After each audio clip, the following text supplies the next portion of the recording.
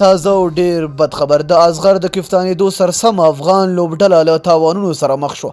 دا چې څنګه ولې ویډیو را سره تر پایه وګورئ په ډیر څه به پوه شئ. ګرانو او زړه ته رانږدې مینوالو السلام علیکم. د آیرلینډ د کرکټ بورډ اعلان کړی دی چې د افغانستان سره د 20 اورونو 15 نړیوالې پلان شوي لوبې نشي کولی. د آیرلینډ کرکټ بورډ د دوشنبې په ورځ یعنې د ډسمبر 14 په یوې اعلامیه کې وویل چې دا پریکړه د مالي محدودیتونو او د 2020 نړیوال جام سیالیو لپاره د ځینو نورو لومړیتوبونو په اساس کړې ده.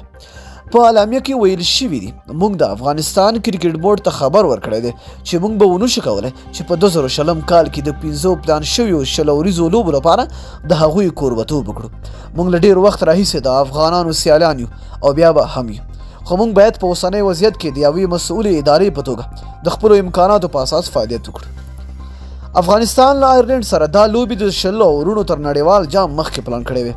د 2020 کال نړیوال جام د اکتوبر په میاشت کې پیلیږي چې د افغانستان په ګډون به پکې 14 لوبډلې لوبیږي. افغانستان دا مهال په 20 اوریزو سیالیو کې په 8 او آیرلینډ 14 مقام کې دی.